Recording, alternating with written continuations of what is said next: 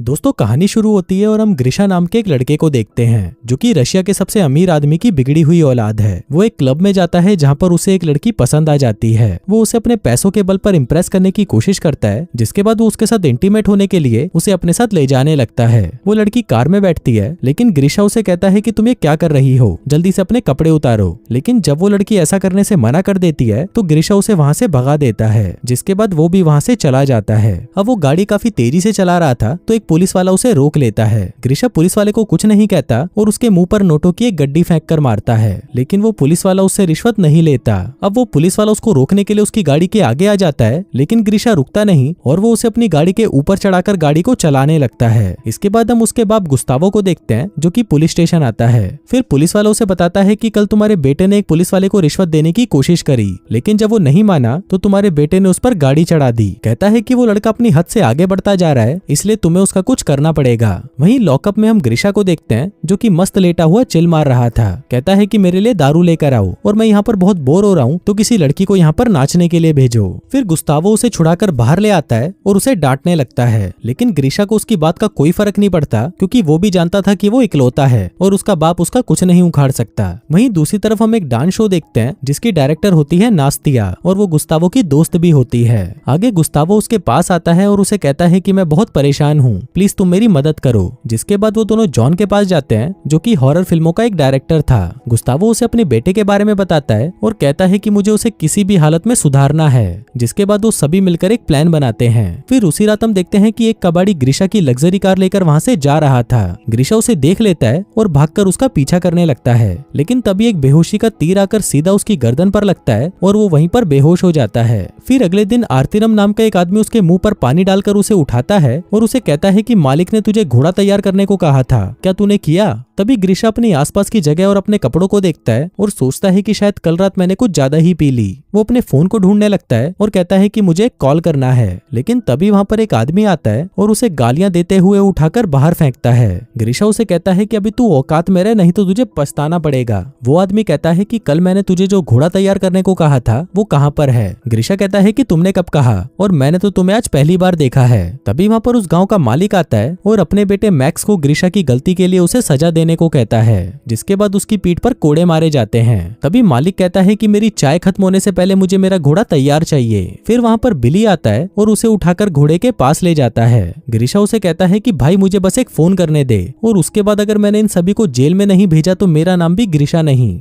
बिली कहता है कि तुम जो भी कह रहे हो मुझे कुछ समझ नहीं आ रहा। इसके बाद ग्रिशा वहां से भागने लगता है और सभी से कहता है कि जल्दी से पुलिस को कॉल करो, लेकिन वहां के लोगों को तो पता ही नहीं था कि पुलिस होती क्या है। फिर बिली उसे पहनने के लिए कपड़े देता है, लेकिन ग्रिशा कहता है कि मेरे कपड़े कहाँ पर हैं और यहाँ पर ये सभी लोग कैसे रह रहे हैं, इनके पास तो मोबाइल भी नहीं है, ये 21वीं सदी है और लोग यहाँ पर बिना फोन के रह रहे हैं। बिली उसे कहता है कि नहीं, ये सन 1860 है। आगे ग्रिशा को पकड़ लिया जाता है और उसे बाकी कैदियों के साथ फांसी लगाने के लिए ले जाया जाता है। ग्रिशा को लगता है कि शायद वो कोई सपना देख रहा है, लेकिन जैसे ही उसके गले के फंदे को टाइट किया जाता है तो ग्रिशा समझ जाता है कि नहीं, ये सच में हो रहा है। लेकिन तभी वहाँ पर एक खूबसूरत सी लड़की नताशा आती है जो कि गाँव के मालिक की बेटी है और मैक्स की बहन है। वो अपने बाप से कहती है कि पिताजी कम से कम आज के दिन तो ये सब मत करो, आज मेरा जन्मदिन है और मैं नहीं चाहती कि आज के दिन किसी को भी मारा जाए। अब उनकी फांसी कैंसिल कर दी जाती है, जिसके बाद बिली नताशा के पैरों में गिरकर उसे थैंक यू कहता है, लेकिन ग्रिशा उसे सिर्फ घूरता रहता है और उसे कुछ नहीं कहता।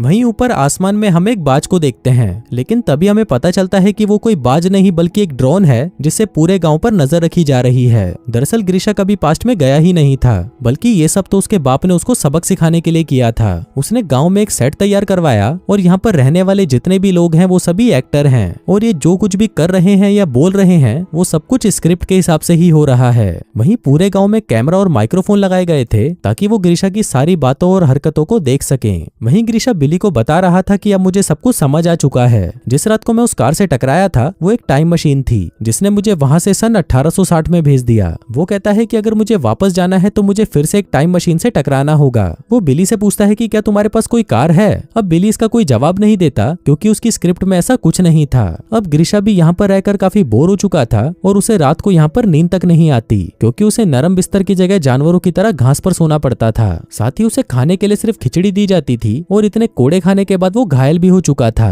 उधर ग्रिशा का बाप जॉन से कहता है कि अब मुझे ग्रिशा के अंदर हुए बदलावों को देखना है। फिर अगले दिन जब ग्रिशा खेतों में आराम कर रहा था तभी उसे किसी के रोने की आवाजें आती हैं। वो उन आवाजों के पीछे जाता है और देखता है कि इस गांव के मालिक की बेटी नताशा जोर जोर से रो रही है। वो उसे कहती है कि उसके बाप ने उसकी शादी एक अमीर बुढ़े से तय कर दी, लेकिन ग्रीशा उसे कहता है कि ये तो अच्छी बात है, कुछ ही दिनों में वो बुढ़ा टपक जाएगा और उसकी सारी दौलत तुम्हारी हो जाएगी। इसके बाद वो गांव के मालिक के फार्म से एक मुर्गी चुरा लेता है क्योंकि उसे चिकन खाए हुए काफी टाइम हो चुका था। तभी बिली उसके पास आता है और उसे कहता है कि मुझे भी थोड़ा खिला दो, लेकिन ग्रीशा उसे कहता है कि मैं तो पूरा खत्म कर चुका हूँ। फिर अगले सीन में हम कुछ लोगों को देखते हैं जिनसे पूछताछ की जा रही थी कि फार्म से मुर्गी किसने चुराई, और जब तक वो लोग असली चोर का नाम नहीं बताएंगे तब तक उनमें से किसी भी आदमी को चुनकर उस पर कोड़े मारे जाएंगे। वहीं पर ग्रीशा ये सब देख रहा था और उसे इससे कुछ भी फर्क नहीं पड़ता क्योंकि उसके मन में किसी के लिए रहम नहीं था। इसके बाद बिली अपने घाव ग्रीशा को दिखाने आता है जो कि उसकी पीठ पर मेकअप आर्टिस्ट ने बनाए थे। इसी दौरान वहां पर एक लड़की आती है जिसका नाम होता है मैरी। अब मैरी जैसे ही अपने घोड़े से नीचे उतरती है तभी उसकी चमकती हुई कच्छी सबको दिखाई दे जाती है।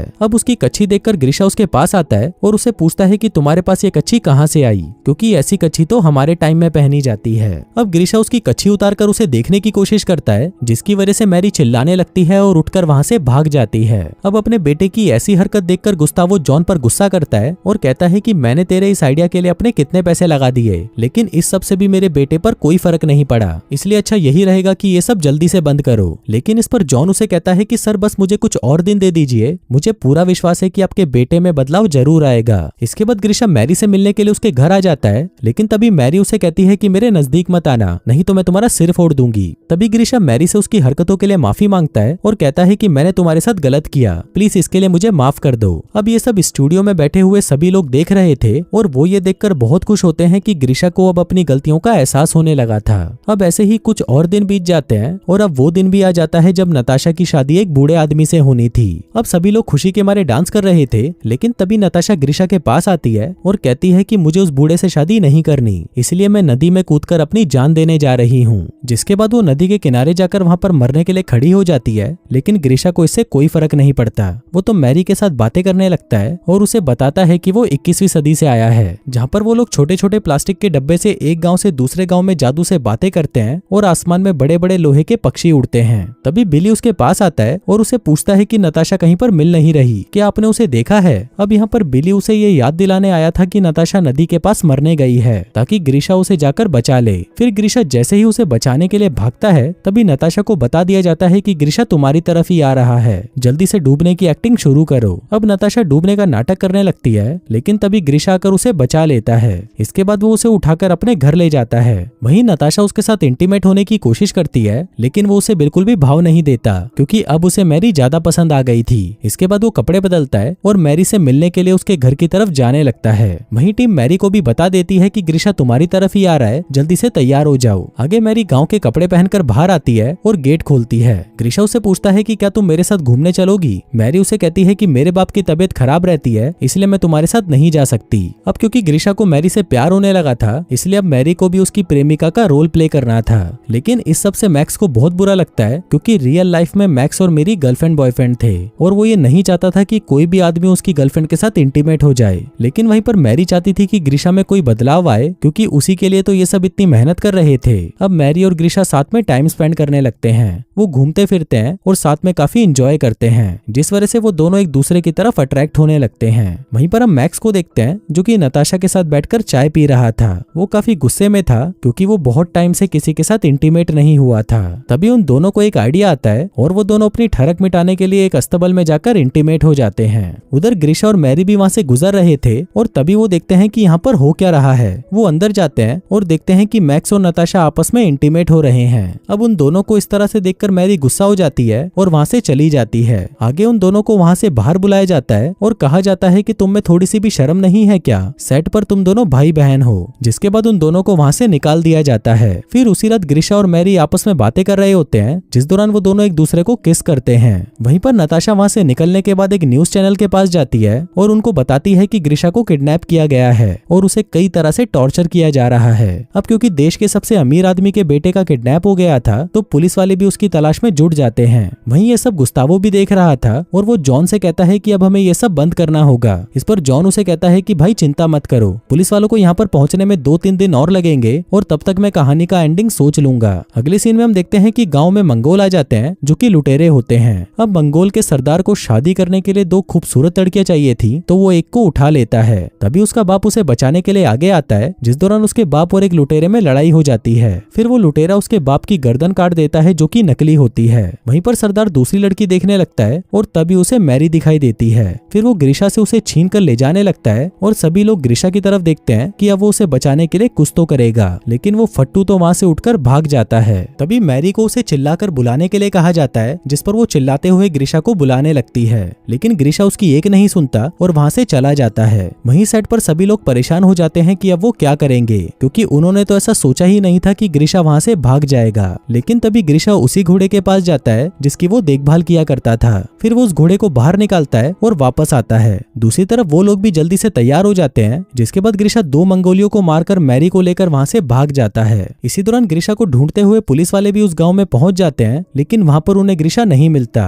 पुलिस वाले वहां पर लोगों से पूछते हैं कि तुम यहाँ पर क्या कर रहे हो, जिस पर वो बताते हैं कि यहाँ पर हमारी मूवी की शूटिंग चल रही है, जो कि कोई भी क्राइम नहीं था, तो पुलिस वालों को वहां से जाना पड़ता है। वहीं पर ग्रीशा और मैरी भागते भागते एक पेट्रोल पंप पर पहुंच जाते हैं, जिसको देखकर ग्रीशा हैरान हो जाता है कि सन 1860 में पेट्रोल कहां से आया। तभी पीछे से एक आदमी उस पर बेहोशी का इंजेक्शन फायर करता है, जिससे वो वहीं पर बेहोश हो जाता है। फिर कुछ देर बाद उसे होश आता है तो उसका बाप उसे बताता है कि उसका एक्सीडेंट हुआ था और पिछले 3 महीनों से वो कोमा में था। इसके बाद हम देखते हैं कि सबसे ग्रीशा में बहुत सारे बदलाव आ चुके थे, जिसके बाद जब वो क्लब में जाता है तो उसे कुछ भी पहले जैसा नहीं लगता। उसे सब चीजें बोरिंग और बेकार लगने लगती है और उसका किसी भी चीज में कोई इंटरेस्ट नहीं होता। आगे वो उस पुलिस वाले के पास जाता है जिसका उसने एक्सीडेंट किया था और उसे अपनी महंगी कार की चाबी माफी के तौर पर दे देता है। फिर रात को जब वो क्लब में बैठा था तभी उसकी नजर नताशा और मैक्स पर पड़ती है। फिर वो दोनों भी उसे सब कुछ बता देते हैं कि तुमने कोई भी टाइम ट्रेवल नहीं किया था और न ही तुम्हारा कोई एक्सीडेंट हुआ था, वो सब तो तुम्हारे बाप ने तुम्हें सुधारने के लिए किया था। इसके बाद वो दोनों उसे मैरी से मिलवाने लेके जाते हैं और फिर ग्रीशा मैरी से कहता है कि मैं तुमसे प्यार करता हूँ। वहीं मैरी भी उसे कहती है कि मैंने भी तुम्हें बहुत मिस किया, जिसके बाद वो दोनों एक दूसरे को किस करते हैं। फिर फिल्म के लास्ट सीन में हम गुस्तावो को देखते हैं जो कि नास्तिया से शादी कर रहा था।